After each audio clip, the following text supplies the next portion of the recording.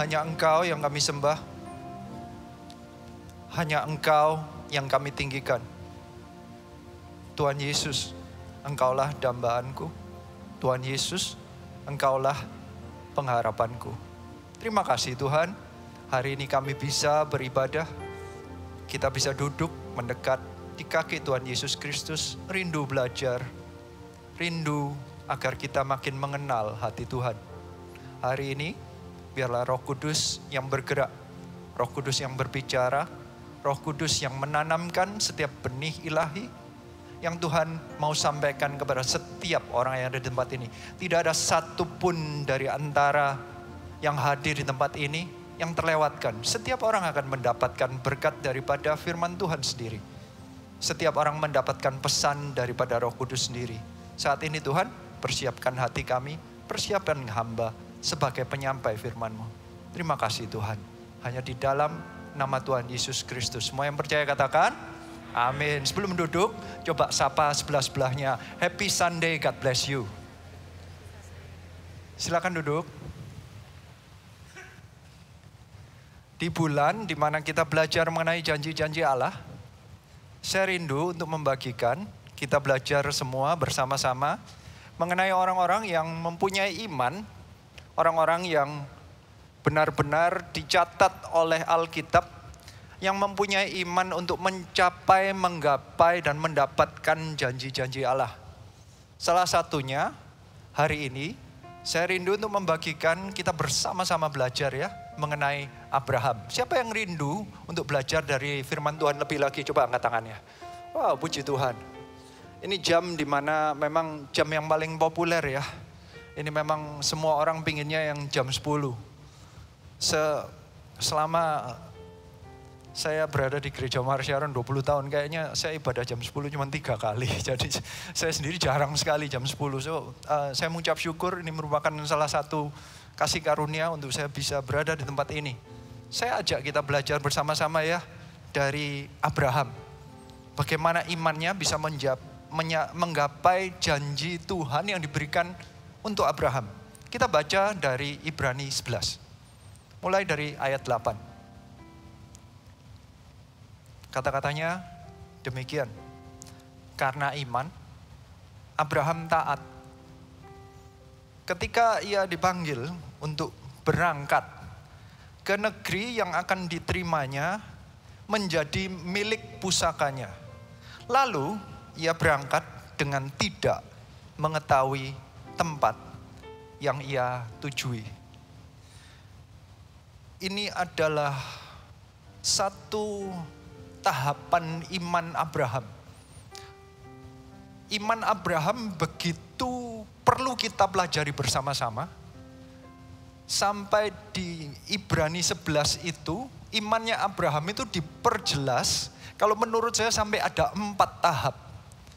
Yang lainnya itu biasanya karena iman Nuh misalnya itu satu kalimat sepertinya satu tindakan, paling 2 kalimat.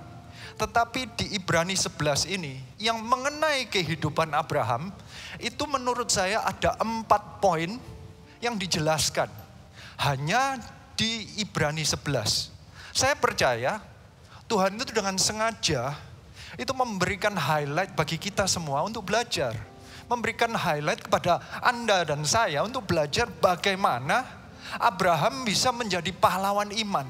Bagaimana Abraham bisa menggapai janji yang diberikan oleh Tuhan kepadanya dalam kehidupannya. Siapa di antara kita semua yang ada di tempat ini yang rindu untuk menggapai janji Tuhan atas kita semua? Yang mau coba angkat tangan.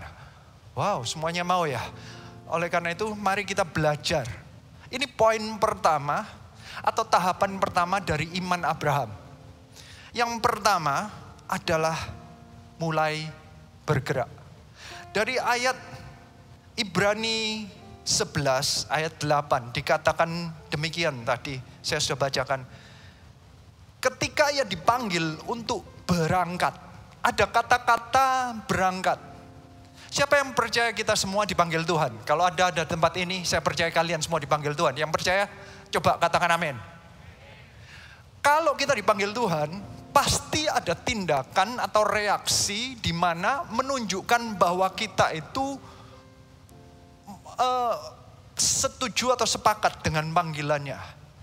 Yang dikatakan di Alkitab di Ibrani 11 ayat 8 dikatakan bahwa Abraham itu ketika ia dipanggil, dia itu melakukan sesuatu yang luar biasa, yaitu kata-katanya berangkat. Saya rangkum dengan kata-katanya, the poin pertama adalah mulai bergerak. Jika ada panggilan Tuhan, selesai atau tidak selesai, tahu atau tidak tahu, mengerti atau tidak, lengkap atau tidak, masuk akal atau tidak terhadap apa yang kita, pengertian kita, masuk logika kita atau tidak, pengertian kita jelas atau tidak. Yang penting reaksinya apa? Reaksi dari Abraham adalah ia berangkat. Banyak di antara kita, jika kita mendapatkan panggilan, kita itu tidak langsung bergerak atau tidak mulai bergerak, tidak langsung berangkat. Banyak di antara kita itu jawabannya sih kelihatannya rohani. Biasanya kita semua itu kalau melakukannya itu jawabannya sangat rohani. Kalau ditantang, ayo mulai melayani, mulai bangkit ya jadi sponsor. Kamu nanti mulai ya di CG, nanti kamu mulai follow up jiwa-jiwa. Jawabannya rohani, saya doakan dahulu. Itu biasanya ini orang-orang yang sudah lama mendengarkan khotbah, sudah lama sering baca Alkitab. Jawabannya adalah kita harus bergerak mendengar suara Tuhan dahulu. Loh, yang panggilan, yang pemimpin bukan suara Tuhan kah? Yang namanya Abraham itu mulainya dari seseorang yang tidak terlalu mengenal Tuhannya, karena dia startnya dari Ur Kasdim, di mana dia belum kenal Tuhannya, tetapi begitu ia dipanggil, dia itu mulai bergerak. Dia adalah seseorang yang punya iman yang begitu sensitif kepada panggilan Tuhan. Dia nggak perlu ngomong lagi kayaknya. Sebentar ya, saya doakan. Setelah setengah tahun didoakan, sebentar, Tuhan belum berbicara kepada saya. Jadi akhirnya tidak melayani. Banyak di antara kita gagal ngelewatin tahap pertama ini. Karena banyak di antara kita selalu sepertinya minta kepastian demi kepastian. Alkitab mencatat bahwa lalu ia berangkat dengan tidak mengetahui tempat yang ia tujui. Berarti kalau diomong tugasnya atau perintah atau panggilan untuk Abraham itu adalah dia pergi ke suatu tempat. Dia harus meninggalkan rumah di mana dia sudah biasa tinggal. Dia meninggalkan teman. Dia meninggalkan pekerjaan. Dia meninggalkan segala yang dia sudah biasanya comfortable atau sudah nyaman. Dia pergi ke suatu tempat di mana dia tidak mengetahui. Berarti sesuatu yang tidak terlalu bisa dibayangkan. Tempatnya tidak bisa di Google, di zaman itu tidak ada. Dia tidak bisa membayangkan yang namanya Kanaan itu kayak apa. Dia mungkin cuma bisa melihat peta, diarahkan. Mending mungkin gak ada peta waktu itu, cuma dia diajak berangkat begitu saja. Beberapa di antara kita, jika kita ditantang, entah melalui mimbar ini ataupun melalui pemimpin-pemimpin di dalam JG Anda. Ayo mulai melayani Tuhan. Ayo mulai mengabarkan Injil. Ayo mulailah bergerak, mulai layani orang lain, mulai doakan orang lain. Anda berkata nanti gimana tujuannya? Apa hubungannya sama saya? Selalu bertanya-tanya dahulu. Saya rindunya kita belajar bersama-sama dari Abraham. Abraham dia disebut sebagai pahlawan iman karena dia begitu mendengar panggilan Tuhan, dia mulai bergerak. Saya rindunya kita sama-sama menjadi orang-orang yang mau bergerak. Mendengar gitu loh suara Tuhan, mendengar panggilan Tuhan dan mulai mau bergerak. Jangan menunggu-nunggu dahulu. Jangan menunda-nunda. Lebih baik bergerak atas panggilan Tuhan daripada nanti kita terlambat dan kehilangan janji-janji Tuhan. Siapa yang mau mendapatkan janji Tuhan? Siapa yang mau mulai bergerak untuk Tuhan? Yang mau katakan amin. Ini Abraham adalah orang yang mau mulai berangkat, mulai bergerak tanpa dia mengerti dahulu. Banyak orang juga bukan hanya ngomong saya doakan dahulu, nanti ngomongnya begini, saya belum terlalu mengerti mengenai Alkitab. Kita menurut saya sampai akhir hidup kita tidak akan mengerti 100% mengenai Alkitab. Sampai akhir hidup kita mau sekolah Alkitab setiap hari pun kita tidak akan mengerti seberapa dalam, seberapa lebar, seberapa besarnya Tuhan kita. Siapa yang percaya katakan amin. Oleh karena itu, jika Anda menunggu, Anda mengerti dahulu, Tuhan itu jauh lebih besar, jauh lebih mengerti, jauh lebih canggih dari pemikiran kita yang terbatas, pemikiran manusia yang terbatas. Jika kita menunggu, kita nggak akan mulai bergerak. Hari ini saya rindunya, kita menjadi orang-orang yang dengar-dengarkan suara Tuhan, bukan pakai logika kita, bukan pakai kekuatan, pengetahuan, pemikiran kita. Kita bergerak karena kita dipanggil Tuhan. Ayo kita belajar satu fase, satu tahapan iman dari Abraham. Dia masuk pahlawan iman karena dia mau mulai bergerak karena panggilan Tuhan. Hari ini saya rindu jemaat yang ibadah jam 10 ini menjadi orang-orang yang mau bergerak dengan panggilan Tuhan. Siapa yang mau katakan amin. Tapi bukan hanya itu. Karena iman Abraham begitu sampai Roh Kudus ingin kita belajar sampai dijelaskan lebih lagi. Bukan hanya karena dia mau bergerak. Karena banyak di antara kita kalau ditantang untuk bergerak, mau bergerak. Tetapi iman Abraham juga dipuji, ada sifat lainnya yang di ayat 9 di Ibrani 11 juga dijelaskan. Kita baca ya, Ibrani 11 ayat 9. Kata-katanya demikian.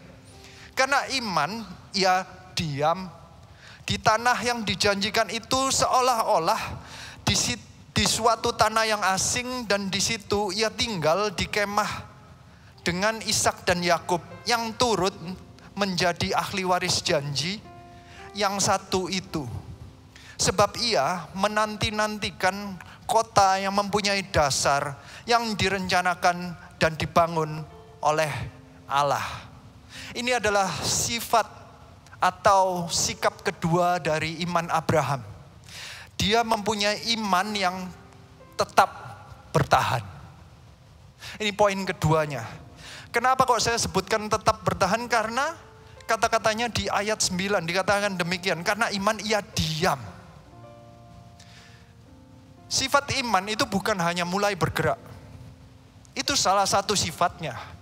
Sifat iman itu tentunya selalu aktif. Ya, itu salah satu sifatnya. Tetapi ada saatnya iman itu juga bentuk imannya adalah diam. Kapan iman itu harus diam? Dikatakan ia diam di suatu tanah yang dijanjikan seolah-olah di suatu tanah yang asing, dan di situ ia tinggal di kemah dengan Ishak dan Yakub yang turut menjadi ahli waris janji yang satu itu. Anda harus mengerti bahwa dia bergerak ke tanah Kanaan, dan setelah sampai di tanah Kanaan pun janjinya itu belum benar-benar dibukakan semua dan belum benar-benar diterima oleh Abraham semua. Dalam bergeraknya, Abraham itu mengalami saat-saat di mana dia tidak mendengar apapun dari Tuhan. Saya mau ajak Anda melihat janjinya apa sih yang kepada Abraham itu di Kejadian 12. Mulai ayat 1 sampai ayat 4. Supaya Anda menangkap janji yang diberikan kepada Abraham, dan Anda harus mengerti apa yang dialami oleh Abraham. Janjinya demikian. Kejadian 12 ayat 1. Berfirmanlah Tuhan kepada Abram, pergilah dari negerimu dan dari sanak saudaramu dan dari rumah bapamu ini ke negeri yang akan kutunjukkan kepadamu. Aku akan membuat engkau menjadi bangsa yang besar dan memberkati engkau serta membuat namamu masyhur. Dan engkau akan menjadi berkat. Aku akan memberkati orang-orang yang memberkati engkau dan mengutuk orang-orang yang mengutuk engkau. Dan olehmu semua kaum di muka bumi akan mendapat berkat. Ayat 4, lalu pergilah Abram seperti yang difirmankan Tuhan kepadanya, dan Lot pun ikut bersama-sama dengan dia. Abram berumur 75 tahun ketika ia berangkat dari Haran. Abram itu berangkat dari Haran sampai ke Kanaan itu butuh waktu bertahun-tahun, dan setelah sampai di Kanaan pun, janji yang tadi dijelaskan mulai dari ayat 1 sampai ayat 3, itu tidak semuanya terjadi kepadanya. Ini cuman satu kalimat pertama saja. Pergilah dari negerimu ke negeri yang akan kutunjukkan kepadamu. Cuman ayat 1 saja yang dia alamin sampai di Kanaan. Selama 25 tahun, mulai dari ayat 2 sampai seterusnya, itu dia tidak melihat apapun juga. Sepertinya tidak terjadi apa-apa. Sepertinya Tuhan itu cuman menyuruh pergi kemudian meninggalkan dia. Sepertinya kayak begitu. Karena Abraham tidak punya anak. Waktu itu saya nyebutnya Abraham saja ya. Ada saatnya nanti namanya berubah menjadi Abraham. Dari Abram menjadi Abraham. Tetapi bukan ini yang saya diskusikan. Tetapi yang saya diskusikan adalah bagaimana apa yang dia lakukan. Dan bagaimana imannya bisa tetap bertahan. Padahal dia tidak menerima kayaknya next step-nya. Banyak di antara kita mendapatkan janji Tuhan. Mungkin sudah melangkah. Misalnya ada orang-orang itu yang percaya Tuhan. Saat dia mendapatkan kesembuhan dari Tuhan. Dia langsung dibaptis, percaya Tuhan, dia ikut. Setelah itu dia bertanya-tanya, ngapain aku? Aku sudah sembuh. Terus dia mulai nggak nyaman. Imannya mulai tergoyahkan. Iman pertama yang bergerak, dia mengalaminya. Karena iman kesembuhan dia nerima. Iman nyampe ke Kanaan, dia menerima. Ada orang-orang mencari kesembuhan, menerimanya. Meminta breakthrough dalam pekerjaan, menerimanya. Iman pertama ya sudah, mulai bergeraknya sudah. Tetapi belum teruji mengenai diamnya. Abraham diuji juga mengenai diamnya. Ada saat-saatnya, masanya Abraham 25 tahun, ayat keduanya tidak pernah terjadi dalam kehidupannya. Tidak ada tanda-tanda bakalan terjadi. Abraham sudah berumur 75 sampai 99 tahun, tidak ada tanda bahwa istrinya punya anak. Mana mungkin ayat keduanya yang berkata, aku akan membuat engkau menjadi bangsa yang besar. Boro-boro bangsa satu aja enggak. Sepertinya jika kita mulai mau memikirkan, kita enggak bisa diam di dalam janjinya Tuhan. Kadang kita mulai bertanya-tanya, loh apa next step-nya? Setelah aku percaya Tuhan, kenapa kok bisnisku enggak nambah? Kenapa kok kehidupanku seperti ini saja? Jika ada yang sedang merindukan untuk memiliki anak seperti Abraham, mungkin Anda mulai bertanya-tanya, hanya sampai di sini sajakah? Apakah Tuhan gak mau berkati aku lebih? Ada orang yang mulai bertanya-tanya. Abraham adalah seseorang yang bisa menggapai janji Tuhan karena dia bisa diam imannya. Dia bisa tetap bertahan meskipun tidak ada tanda-tanda. Sama sekali tidak ada tanda-tanda. Dia tidak membuat hidupnya terlalu comfortable. Dia bisa saja hidupnya itu mencari sesuatu yang lebih comfortable atau nyaman. Karena tiba-tiba setelah sampai di Kanaan, ada beberapa poin di dalam kehidupan Abraham yang mulai dibuktikan. Aku akan memberkati engkau menjadi bangsa yang besar dan memberkati engkau serta membuat namamu masyhur. Di tengah jalan selama 25 tahun menunggu anak, kehidupan bisnis Abraham itu diberkati. Dikatakan bahwa ternaknya makin banyak. Jadi bahkan Lot pun ikut terjadi. Orang yang memberkati engkau akan diberkati. Dia sendiri menjadi berkat. Ternyata ada yang mulai tumbuh. Ada kesempatan bagi Abraham untuk menjadi seseorang yang menjadi terlalu nyaman.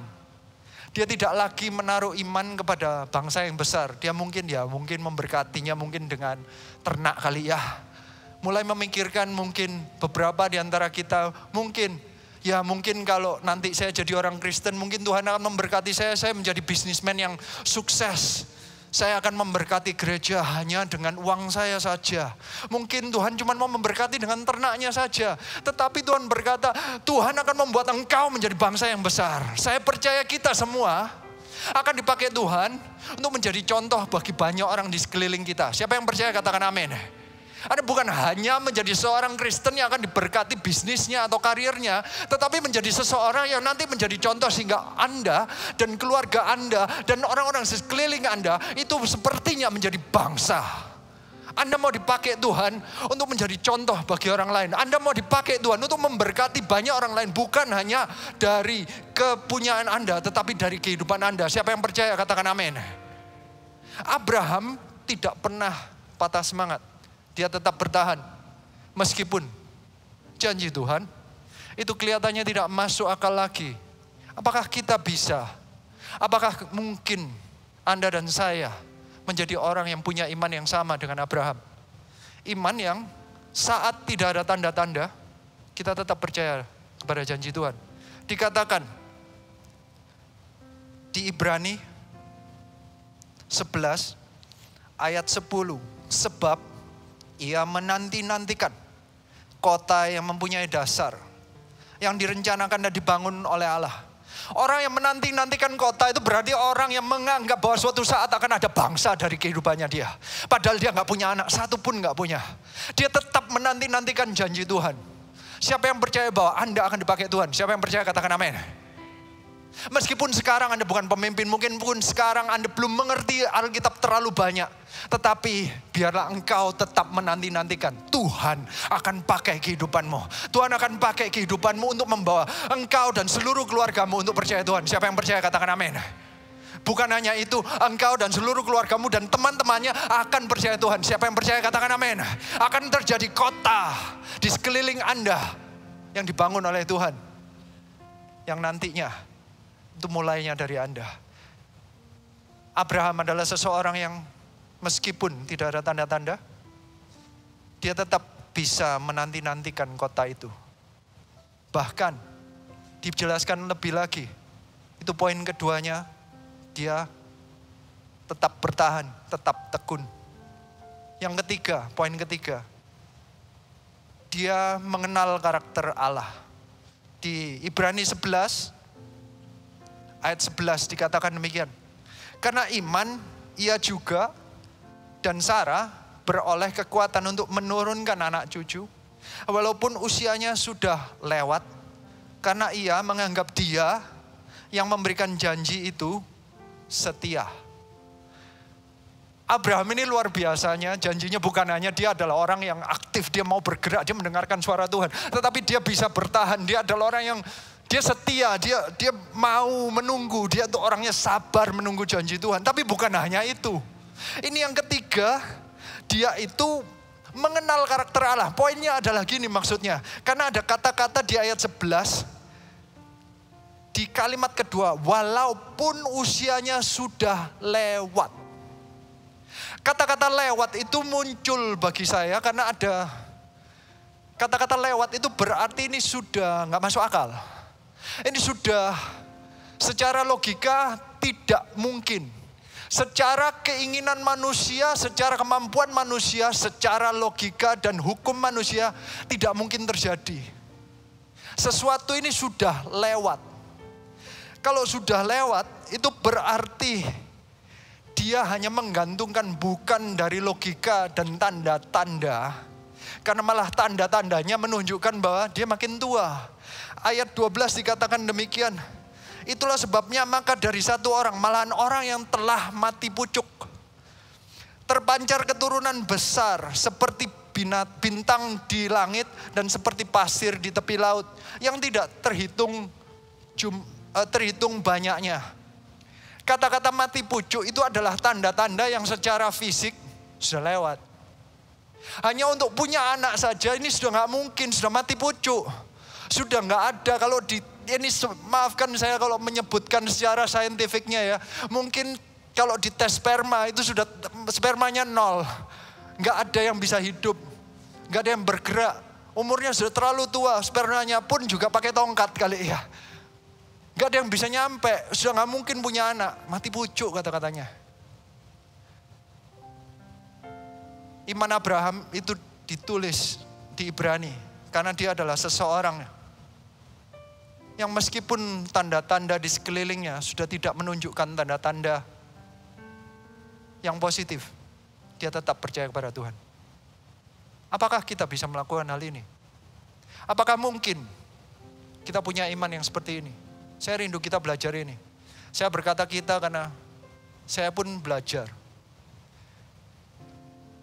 Seringkali kita hanya menilai penyertaan Tuhan dari apa yang terjadi dalam kehidupan kita.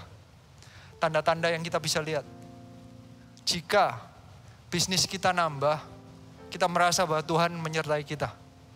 Tuhan memberkati kita. Tuhan menepati janjinya. Tuhan berada bersama dengan kita. Jika apapun yang kita rindukan, yang kita doakan, satu persatu dijawab. Baru rasanya kita tuh merasa Tuhan itu baik ya. Tuhan itu benar-benar setia ya. Tuhan benar-benar menunjukkan bahwa Dia hidup dalam kehidupanku.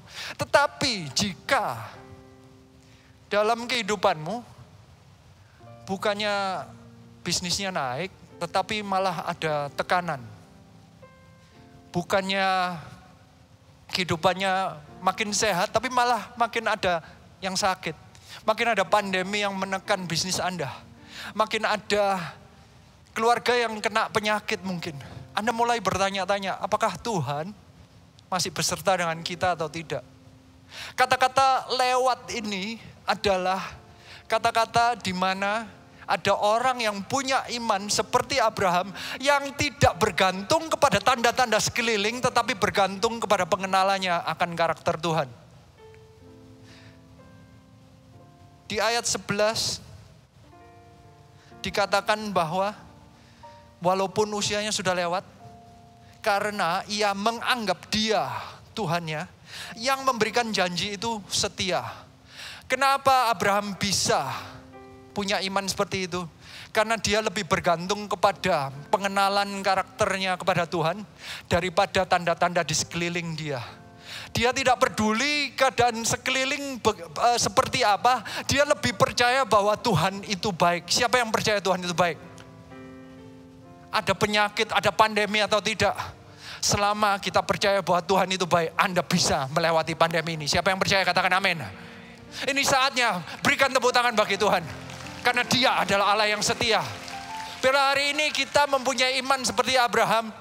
Iman di mana kita lebih percaya mengenai sifat Tuhan yang baik, sifat Tuhan sebagai Bapa, bahwa apapun yang terjadi itu bukan karena rencana Tuhan untuk menghancurkan kehidupan kita, tetapi Dia punya rencana yang baik bagi kehidupan kita. Bahkan Tuhan bisa membalik apapun yang jelek dalam kehidupan kita, akan dibalik oleh Dia untuk menjadi yang lebih baik.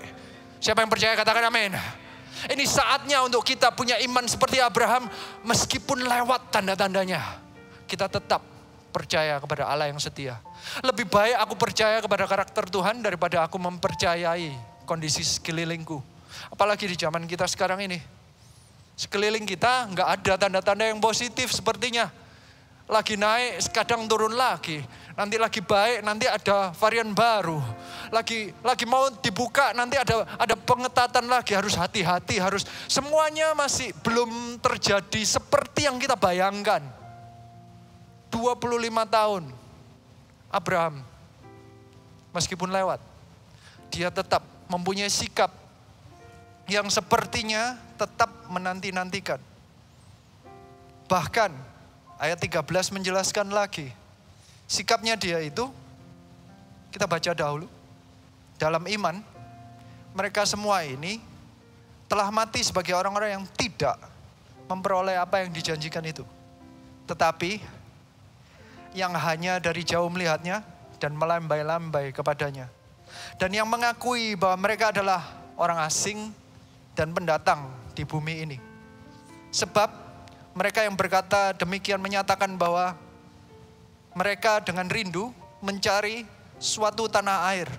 Dan kalau sekiranya dalam hal itu mereka ingat akan tanah asal yang telah mereka tinggalkan, maka mereka cukup mempunyai kesempatan untuk pulang ke situ. Tetapi sekarang mereka merindukan tanah air yang lebih baik, yaitu suatu tanah air surgawi.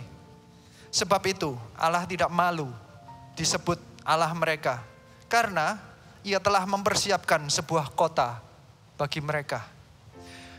Kata-kata lewat tadi itu dipuji oleh Alkitab karena dia tidak pernah berhenti memikirkan mengenai bangsa yang besar. Meskipun bagi mereka janji itu sudah lewat, bahkan janji itu sudah mati, bahkan ini kata-katanya. Karena iman mereka itu telah mati sebagai orang-orang yang tidak memperoleh apa yang dijanjikan itu. Sebenarnya kalau dipikir-pikir, Kalau kita pikirin lagi, Abraham itu benar-benar mendapat janjinya atau tidak? Janji Abraham tadi di Kejadian 12 ayat 2 dikatakan, aku akan membuat engkau menjadi bangsa yang besar. Terjadi dalam kehidupan Abraham enggak? Yang Abraham lihat itu cuma satu, Ishak. Dia enggak ngelihat bangsa. Dia cuma ngelihat Ishak. Jadi dia sudah menerima janji atau tidak? Banyak di antara kita menuntut kepada Tuhan. Menuntut, seharusnya kalau aku percaya Tuhan, aku anak Tuhan, ya mestinya aku diberkati.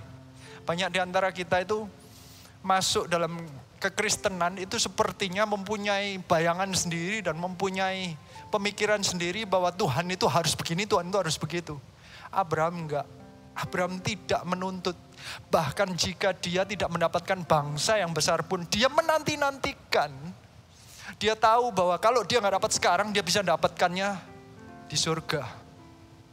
Dia adalah orang yang berkali-kali disebutkan, dia menganggap dirinya itu sebagai orang asing atau pendatang. Dia tidak pernah membuat dirinya itu comfortable di dunia ini. Dia tahu bahwa hidup di dunia ini cuma sementara. Hidup kita ini cuma 70-80 tahun. Apa yang harus apakah kita harus selesaikan semuanya di hidup ini, di dunia ini? Banyak di antara kita planningnya itu untuk 70-80 tahun ini. Padahal kehidupan kita itu bukan hanya di 70-80 tahun, tetapi sampai kekekalan. Siapa yang percaya katakan amin. Banyak di antara kita itu memikirkannya cuman yang 70-80 tahun. Abraham enggak. Dia tidak pernah marah sama Tuhan karena dia bisa membayangkan nanti bangsanya. Dia di surga, dia sedang lihat sekarang bangsanya benar-benar. Bukannya Israel, tetapi dia bisa melihat bahwa semua kita pun sepertinya anak rohani dari Abraham. Iman yang sama, janji yang sama juga diberikan kepada kita melalui Tuhan Yesus Kristus. Siapa yang percaya katakan amin. Abraham sudah bisa melihat apa yang ternyata dijanjikan oleh Tuhan. Dia bisa tangkap juga. Dia adalah bukan orang yang menuntut. Banyak di antara kita yang menuntut dan memplanning kehidupannya sepertinya apapun yang dijanjikan Tuhan itu harus selesai di 70-80 tahun ini. Dia tidak pernah memikirkan beyond, tidak pernah memikirkan ke generasi berikutnya, tidak memikirkan kekekalan. Pemikiran saya ini begini loh, Anda harus menangkap bahwa hidup kita di dunia ini cuma sementara. Apapun yang Anda lakukan, Anda harus semuanya di planning, semua ini nantinya di surga. Apapun yang kau lakukan ini nantinya, ujung-ujungnya nanti Tuhan akan nilai di surga. Apapun yang akan Anda dapat, in the end itu karena 70-80 tahun ini. Tapi banyak di antara kita planningnya, kita tuh selesainya di 70-80 tahun ini. Apapun yang kita doakan, itu yang untuk 70-80 tahun ini. Jika Anda berhenti di sini, maka pemikiran Anda adalah berkati bisnisku sekarang. Anda mulai memaksa kepada Tuhan. Tuhan sekarang, semuanya sekarang. Anda gak pernah bisa melihat beyond that. Abraham adalah seseorang yang bisa melihat melebihi dari 70-80 tahun. Well, hidupnya dia ratusan tahun. Dia bisa melihat lebih daripada itu. Ini ibaratnya beginilah. Dia tidak membuat dirinya comfortable. Ada ayatnya yang berkata di Lukas 5 ayat 39. Dikatakan demikian. Dan tidak seorang pun yang telah minum anggur tua ingin minum anggur baru. Sebab ia akan berkata anggur yang tua itu baik. Ini adalah Tuhan Yesus yang berkata mengajarkan mengenai orang-orang yang tidak pernah mau menerima perubahan. Diajak berubah, diajak untuk melakukan kehendak Tuhan, gak mau berubah karena dia terlalu comfortable dengan kehidupannya sendiri. Orang-orang yang terjebak dalam comfort zone, daerah nyaman. Ada orang-orang yang membuat dirinya nyaman di dunia ini. Semuanya di planning di dalam kehidupannya untuk 70-80 tahun. Semua planningnya adalah dia harus kaya, harus terjadi. Nanti pelayanan itu nanti. Yang penting saya harus sukses dahulu. Karena mikirnya hanya untuk 70-80 tahun. Abraham bukan orang yang demikian. Dia menganggap dirinya orang asing. Dia orang pendatang. Dia tahu dunia ini cuma sementara. Dia tahu nanti akhirnya dia akan menuainya di kekekalan. Ini loh bedanya. Apa artinya kalau jadi orang asing? Siapa yang pernah menginap di satu hotel atau motel? Atau satu villa coba. Siapa yang pernah angkat tangan? Oh ya, ya lumayan banyak ya. Kebanyakan orang pernah lah ya, sekali-sekali ya. Apakah Anda pernah datang ke suatu tempat di hotel, kemudian Anda pikir, ini kok rasanya kurang kursi. Kemudian Anda beli kursi dan Anda bawa satu sofa dan Anda improve di kamarnya, Anda tambahin satu sofa. Kemudian Anda lihat kamarnya kok kelihatannya kurang terang. Kemudian Anda telepon Ace Hardware, Anda kemudian keterlanjur ngomong misalnya toko bahan baku itu bahan apa, Anda beliin lampu, Anda telepon tukang terus dipasangin. Kemudian Anda merasa ini kok kurang lebar, Anda jebol temboknya, Anda lebarin. Apakah Anda lakukan itu di hotel? Nggak mungkin kan? Anda nggak mungkin invest untuk sesuatu yang sementara. Anda nggak akan investkan hidup Anda, pemikiran Anda, dan uang Anda untuk sesuatu yang hanya sementara. Anda akan nikmatin apa adanya. Paling Anda komplain. Ini kurang terang ya, kan begitu. Anda berharap orang lain yang melakukannya. Anda tidak akan investkan diri Anda banyak-banyak di tempat itu. Paling Anda rapi-rapikan dikit. Anda pakai tenda aja, sementara soalnya. Tapi banyak di antara kita merasa bahwa hidup kita ini adalah yang akhir. Jadi apapun yang Anda pikirkan itu untuk bangun bisnis Anda. Yang Anda pikirkan itu ada invest kehidupan Anda. Seluruhnya Anda berikan untuk ruang hotel ini. Hidup kita ini cuma 70-80 tahun. Ini cuma hotel. Anda invest untuk ini atau yang untuk kekekalan? Pemikiran dunia itu semua adalah this is the end. Selesai. Jadi kalau mau cari uang, sekarang. Kalau mau menikmati hidup, sekarang. Itu pemikiran dunia. Abraham tidak. Dia tahu bahwa ini dia cuman pendatang, dia orang asing. Dia tahu dia nantinya akan ke surga. Siapa yang percaya kita semua akan ke surga?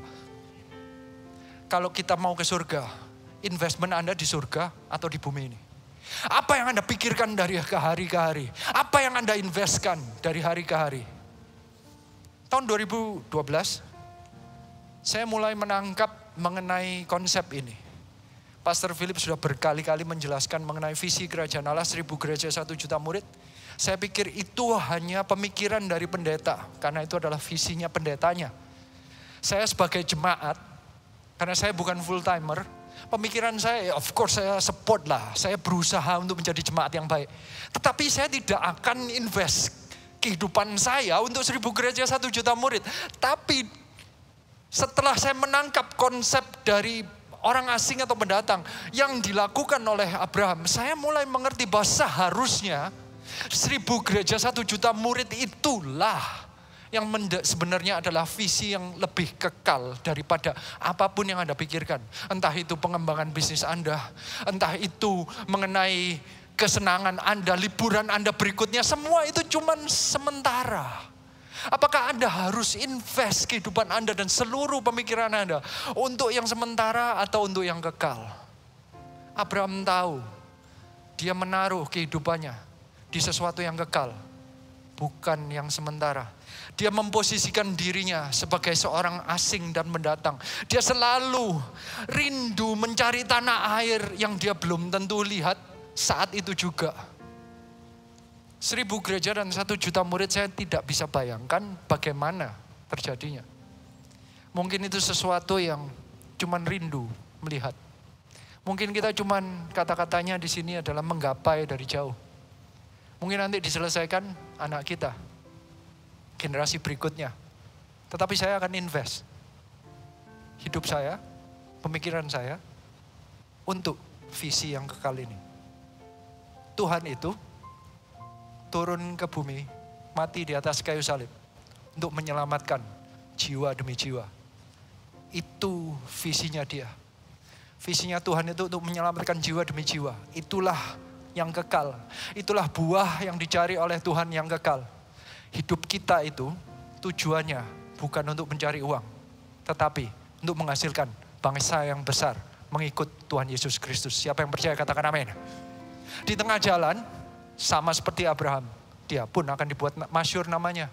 Ada orang-orang yang diberkati, kehidupannya diberkati, ada orang-orang yang di sekelilingnya diberkati gara-gara Anda. Tetapi bukan itu tujuannya. Tujuannya adalah suatu kota yang dibangun oleh Tuhan, yang nantinya kita mungkin cuman menggapai aja. Saya mau mengajak Anda untuk keluar dari comfort zone Anda. Anda semua bersama-sama menggapai yang kekal, sama-sama seperti Abraham. Mereka rindu untuk mencari suatu tanah air. 1 juta murid untuk Tuhan Yesus Kristus itu tanah air yang lain yang kita nggak bisa bayangin. Saya nggak pernah bisa bayangkan saya bisa mendapatkan kesempatan untuk berkhotbah di atas panggung. Dalam keluarga saya seorang yang paling diam. Saya itu tipe orang yang sangat minder. Saya orang yang mungkin keluarga saya banyak berbicara atau pandai berbicara. Sehingga saya itu lebih baik diam, saya mendengarkan aja. Tapi Tuhan bisa ubahkan. Orang yang sifatnya pendiam pun bisa Tuhan pakai untuk menjadi pembicara. Seseorang yang dahulu tidak bisa bicara, sekarang Tuhan buat menjadi seorang yang tidak bisa berhenti berbicara. Saya percaya bahwa apapun yang Anda hadapi, Tuhan bisa ubahkan. Apapun yang dijanjikan Tuhan kepada Anda, buat itu sebagai kerinduan Anda. Carilah janji yang kekal di dalam Tuhan. Jika ditantang untuk melayani, ayo layani. Mari kita bersama-sama investkan hidup kita, pemikiran kita, dan apapun yang kita lakukan untuk sesuatu yang kekal, untuk tanah air yang ada di surga itu. Kita adalah anak-anak Allah. Saya rindu kita semua belajar, dan saya percaya yang ibadah jam 10 ini, saya percaya banyak orang-orang yang akan dipakai Tuhan dari tempat ini. Bukan hanya engkau menjadi bisnismen yang berhasil, tetapi engkau akan membawa banyak bangsa yang besar. Akan ada pengikut. Engkau bisa menjadi pemimpin banyak orang menuju Tuhan Yesus Kristus. Bukan karena pengetahuanmu, tetapi karena imanmu.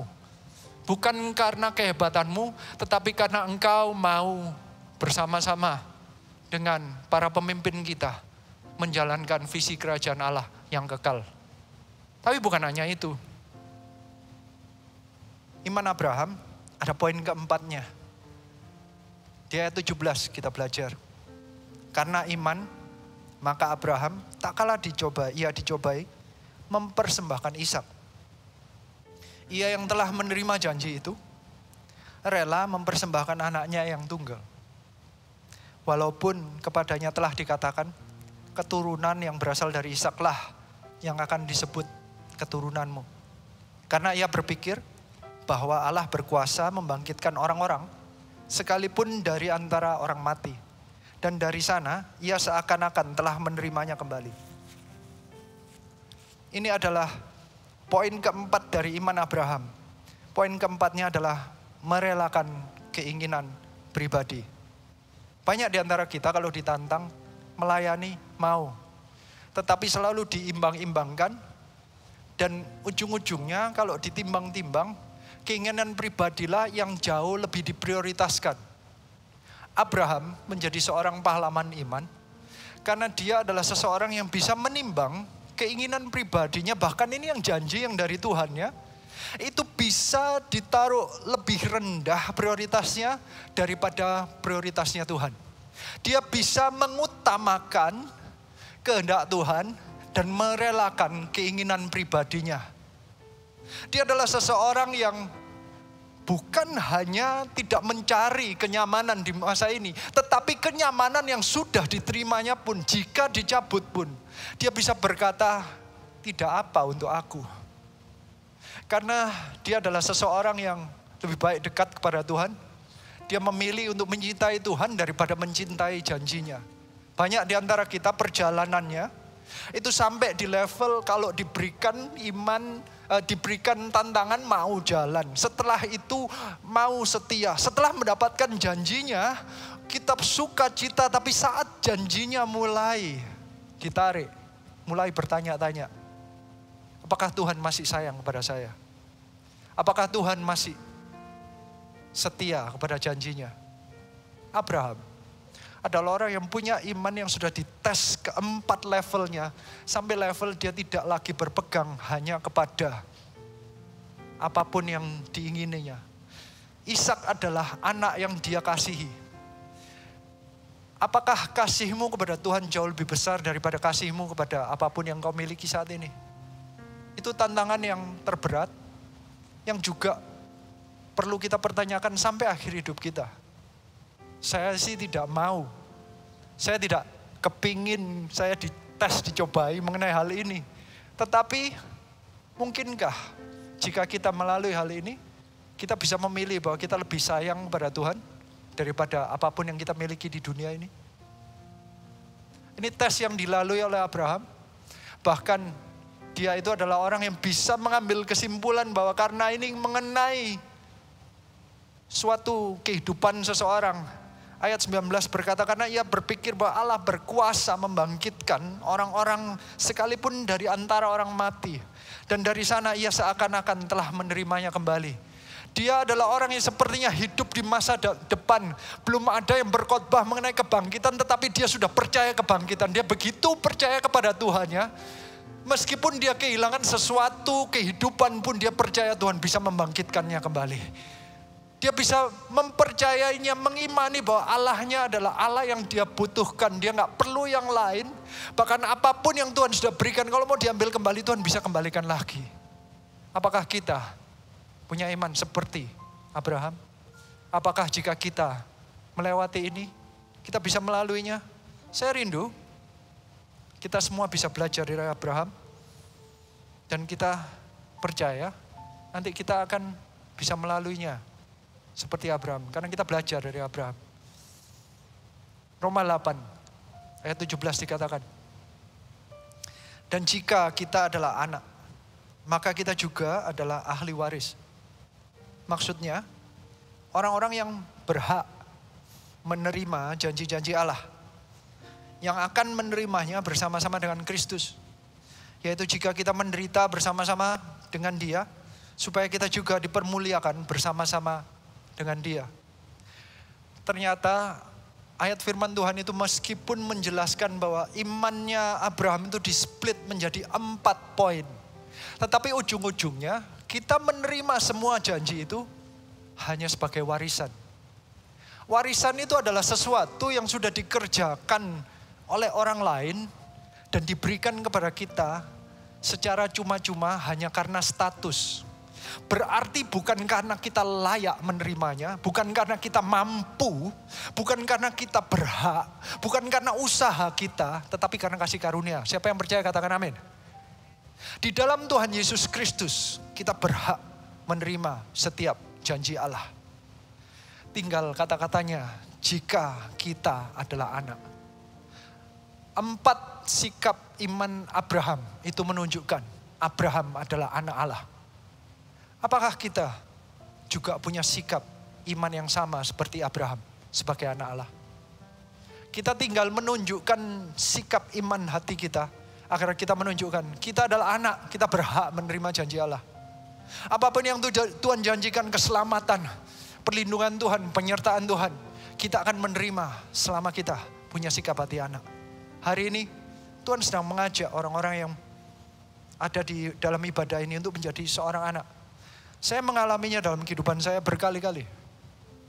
Seperti tadi yang saya jelaskan, jika saya ada di tempat ini bisa berkhotbah, saya percaya itu cuman warisan yang saya terima. Karena tahun 2012 saya menangkap, saya mau investkan kehidupan saya utamakan kehendak Tuhan, saya mau melayani lebih. Tuhan memberikan warisan urapan agar saya bisa berbicara lebih baik. Belum baik, tapi lebih baik daripada sebelumnya. Tuhan berikan kesempatan kepada saya, dibukakan pintu-pintu sepertinya dibuka demi dibuka. Bukan karena usaha saya, tetapi karena Tuhan memang mau memakai. Bagi orang yang menyerahkan dirinya, menginvestkan kehidupannya, waktunya, kemampuannya untuk membangun kehendak Tuhan. Saya percaya pintu-pintu akan dibuka kepada Anda. Dan Anda akan menerima janji demi janji itu satu persatu. Anda mungkin gak perlu nunggu 25 tahun, setiap orang punya waktunya sendiri-sendiri. Tetapi nanti janji Tuhan akan satu persatu dibuka dalam kehidupan Anda. Salah satu janji yang baru-baru ini kami alami. Tahun lalu Pastor Philip berkhotbah mengenai diaspora. Bahwa orang-orang Indonesia dimanapun juga mulai bangkit, akan dipakai Tuhan. Sehingga Pastor Philip menyuarakan untuk mulai ada CG demi CG untuk dibangun dimanapun orang Indonesia berada. Jangan sampai orang Indonesia hanya menjadi orang-orang yang cuman duduk diam dan mengikut saja, tetapi menjadi orang yang memimpin, mengajak orang-orang menuju Tuhan Yesus Kristus. Menjadi orang-orang yang menjadi terang dimanapun mereka berada. Selama pandemi, puji Tuhan ada puluhan kota mulai bangkit CG demi CG. Sesuatu yang janji Tuhan dan sesuatu yang mestinya tidak masuk di akal tetapi akhirnya terjadi. 2 minggu yang lalu saya mendapatkan kesempatan, saya percaya ini kasih karunia Tuhan, untuk pergi ke Amerika. Anak saya itu lulus ujian, lulus universitas, mestinya tahun lalu, tetapi karena pandemi nggak mungkin pergi. Jadi saya merasa sedih gimana caranya anak saya sudah lulus ujian, tetapi saya nggak bisa hadir bersama dengan dia karena dia ada di Amerika, saya di Indonesia. Tetapi ada satu kesempatan, dia harus pulang karena waktunya sudah mepet, visanya sudah akan habis, kecuali dia mendapatkan pekerjaan di sana, akan diperpanjang waktunya. Jika dia bisa diperpanjang, berarti dia bisa mengikut upacara graduation-nya, upacara kelulusannya, di mana itu waktunya sangat mepet. Dan ternyata sekitar sebulan yang lalu, kami mendengarkan kabar bahwa anak saya mendapatkan pekerjaan di masa pandemi. Orang Indonesia diterima di Amerika, itu nggak masuk akal. Orang Amerika aja susah dapat kerjaan. Tiba-tiba dia mendapatkan pekerjaan di sana. Saya percaya itu gara-gara kasih karunia Tuhan. Janji Tuhan tiba-tiba terbuka. Satu persatu, bukan hanya itu. Kami jadi langsung merencanakan kita harus ke Amerika. Anak saya bisa graduation, saya bisa hadir. Ternyata saya masih punya visa Amerika yang didapatkannya itu persis sebelum mulainya pandemi. Di sekitar Februari tahun 2020. Kalau saya minta sesudah pandemi pasti nggak dapat. Saya nggak dapat visanya, saya sudah mempunyai visanya. Kayaknya sepertinya Tuhan sudah mengaturkan, sepertinya gak mungkin manusia yang merencanakan ini, Tuhan yang ngatur. Dan puji Tuhannya, selama saya ke sana, Tuhan itu bukakan kesempatan karena di Amerika ada CG-CG yang mulai muncul. CG di LA dan CG di New York. Saya mendapatkan kesempatan untuk berjumpa dengan mereka. Bagi saya, itu seperti melihat Ishak yang gak mungkin terjadi. Mana mungkin orang-orang itu adalah orang-orang yang kita gak pernah ketemu. Kebanyakan dari mereka itu kenalnya hanya via Zoom. Kenalnya itu cuman digital. Gimana sih kalau orang gak kenal digital, udah gitu. Kalau ketemu digital masih separuhnya pakai masker lagi. Jadi kan sebenarnya gak seberapa kenal. Ketemu di jalan pun belum tentu nyapa. Kalau saya ngeliat kalian gini, kebanyakan saya gak bisa nyapa kalian. Karena saya gak bisa ketemu Anda dan ngeliat halo gitu. Karena saya gak tahu muka Anda separuh ketutup, ya kan. Ini bayangin ini jaraknya jauh banget. Dan ternyata Tuhan tuh berikan kesempatan. Hari ini saya mau berikan laporan kemenangan Gereja Mahar Syaron. Meskipun tahun lalu sepertinya kayak janji yang gak masuk akal, ternyata ada CG-CG yang tumbuh di Amerika. Dan ini laporan kemenangannya. Tolong dipasang videonya.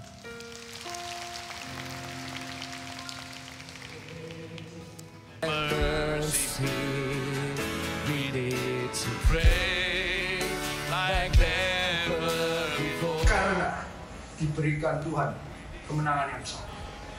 Hanya karena apa? Dia berdiri. Dia stand. Sesuatu yang dia tangkap. Ada visi yang ada di benaknya. Dan dia mau berdiri menangkap dalam hatinya.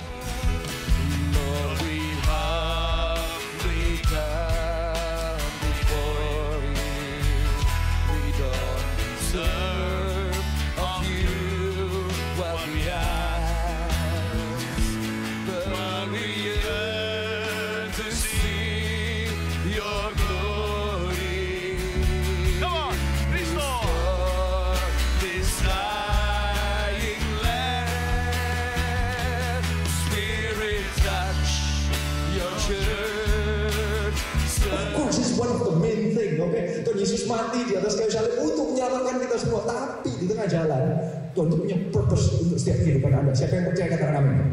Anda bukan hanya diselamatkan untuk nantinya masuk surga. Di tengah jalan waktu Anda hidup, ada purpose Tuhan dan ada janji-janji Tuhan yang Tuhan mau pakai dalam kehidupan Anda. I'm here just to say to you, ada rencana Tuhan yang indah. Kamu harus Serve with me.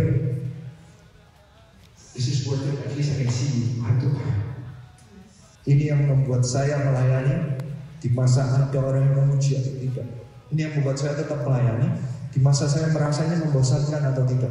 Saya tetap melayani meskipun dianggap ini ada artinya atau tidak. Saya tetap follow up orang sejauh apapun, saya bayar berapapun, berapa orang yang hadir pun, I will still do it for God.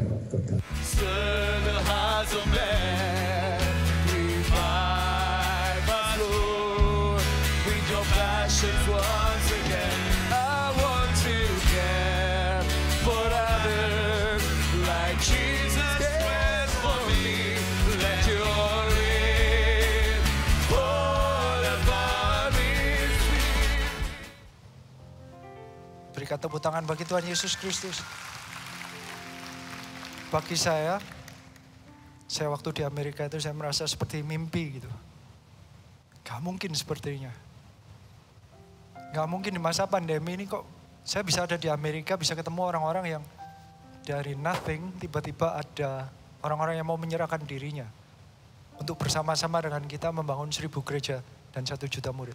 Dan ternyata Tuhan bisa melakukannya asal kita punya sikap hati anak. Hari ini Tuhan mau mengajak kita semua untuk belajar menjadi seorang Abraham yang punya iman, yang akhirnya dapat janjinya sekarang atau nanti, tetap beriman kepada Tuhan. Mari kita bangkit berdiri, kita renungkan firman Tuhan.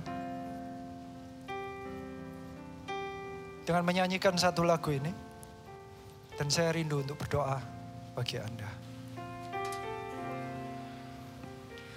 Hanya Engkau, Juru Selamatku. Tuhan, Kau setia padaku. Yang ku pegang hanya janji-Mu. Ku percayakan hidupku. Sembah Kau Allahku, Bapa dan sahabatku. Kau yang pedulikan seluruh hidupku. Walau lewati lembah, aku tak ditinggalkan. Yesus kekuatan hidupku. Sekali lagi kita nyanyikan. Ku sembah Kau Allahku, Bapa dan sahabatku. Kau yang pedulikan seluruh hidupku.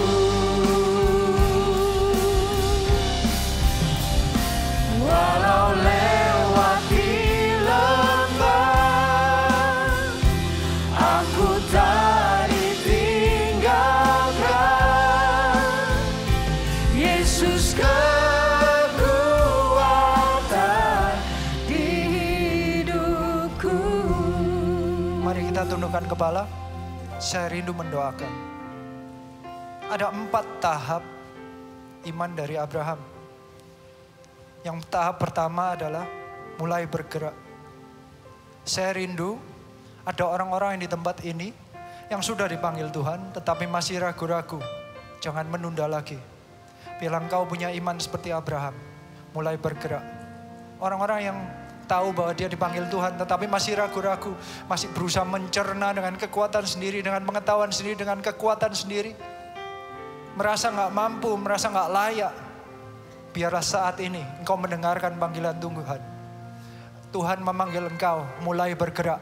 Tuhan mau pakai engkau untuk menjadi orang-orang yang membangun gereja Tuhan. Untuk membangun kekekalan. Orang-orang yang mau didoakan yang ini, letakkan tanganmu di dada aja. Ini hanya untuk engkau. Hari ini saya berdoa, biarlah Tuhan mulai pakai mereka yang masih ragu-ragu, pakai mereka untuk mulai bergerak. Di dalam nama Tuhan Yesus Kristus, biarlah iman mereka, punya iman Abraham mereka, meskipun tidak mengetahui 100% apa yang akan terjadi dalam kehidupan mereka, mereka lebih percaya Tuhan daripada pengetahuan mereka. Mereka mulai bergerak, berkata kepada Tuhan, ini aku Tuhan, aku mau mulai bergerak. Bukan hanya itu. Jika di antara Anda ada yang mulai bertanya-tanya, karena sudah lama, sepertinya tidak ada tanda-tanda dari Tuhan. Engkau mulai kejebak dengan kebiasaan, kerutinitasan hidupmu. Saat mulai disuruh bergerak, merasa ya sudahlah, saya sudah jadi orang Kristen, saya mau berhenti di sini saja. Hari ini, biarlah firman Tuhan menggerakkan engkau. Di masa ini, biarlah engkau punya iman yang tetap tekun, padahal di masa ada diamnya. Tidak mendengar apapun, engkau tetap setia melayani Tuhan. Hari ini yang merasa engkau sudah capek, merasa sudah masuk rutinitas, biarlah ada api yang baru, ada satu semangat yang baru, ada ketekunan yang baru. Di tengah apapun, di masa pandemi pun, di masa sulit pun, engkau akan tetap melayani Tuhan. Letakkan tanganmu di dada. Kau Tuhan saat ini berikan kekuatan yang baru. Ada orang-orang yang perlu kekuatan yang baru di dalam masa diam ini. Mereka tetap tekun. Ada kekuatan untuk tetap percaya Tuhan. Mereka punya kerinduan tetap kehidupan mereka akan dipakai Tuhan lebih lagi. Mereka akan dipakai untuk membangun kerajaan Allah. Bukan hanya itu. Ada orang-orang yang butuh mengenal karakter Tuhan. Ada orang-orang yang butuh hanya berpegang pada sifat Tuhan saja. Karena semua tanda-tanda kelihatan negatif. Semuanya malah kelihatannya makin hancur. Saat ini juga Tuhan, biarlah engkau nyatakan kehidupanmu. Nyatakan dirimu kepada setiap orang membutuhkan kekuatan. Orang-orang yang sudah mulai down saat ini juga jumpai mereka. Jamah Roh Kudus. Jamah saat ini juga. Jamah berikan kekuatan. Nyatakan bahwa Allah hidup dalam kehidupan mereka. Saat ini juga dalam nama Tuhan Yesus Kristus, orang yang sakit penyakit, orang yang mengalami masalah di masalah saat ini di dalam pekerjaannya, biarlah Tuhan nyata dalam kehidupan mereka. Dalam nama Tuhan Yesus Kristus, terima kekuatan yang baru, terima iman yang baru, terima iman yang saat lewat pun engkau tetap percaya kepada karakter Tuhan, tetap percaya kepada sifat Tuhan. Allah itu hidup, Allah itu baik, Allah itu setia, Allah itu Bapa yang baik. Akan ada rencana indah yang direncanakan oleh Tuhan akan terjadi dalam kehidupanmu. Terima iman yang baru. Dan bahkan yang terakhir, jika ada orang-orang yang harus melepaskan janjinya, kelihatannya harus melepaskan, sudah mendapatkannya. Tuhan kalau bertanya, do you love me? Atau engkau mau apa yang Tuhan berikan? Kalau Tuhan bilang, layani aku, engkau mau melepaskan? Engkau mau melepaskan hobimu, engkau mau memberikan waktumu, engkau mau melayani Tuhan lebih besar daripada keinginanmu dirimu sendiri hari ini. Saya rindunya semua meletakkan tangan di dada. Biar setiap orang di tempat ini, saat ada cobaan yang bertanya apakah mereka lebih menyayangi Tuhan atau apapun yang lain di dunia ini, biar kita semua lulus dan berkata, aku memilih Tuhan daripada yang lain. Saya rindu setiap orang berkata, aku memilih Tuhan daripada yang lain. Aku memilih Tuhan daripada yang lain. Tuhan kau lihat, biarlah orang-orang yang meletakkan tangan di dada ini, orang-orang yang ada di tempat jemaat yang di jam 10 ini, adalah orang-orang yang punya iman seperti Abraham. Biarlah janji-janji Tuhan terjadi atas kehidupan mereka. Karena kasih karunia Tuhan dan karena iman mereka adalah iman anak seperti Abraham. Terimalah berkat Tuhan ini hanya di dalam nama Tuhan Yesus Kristus.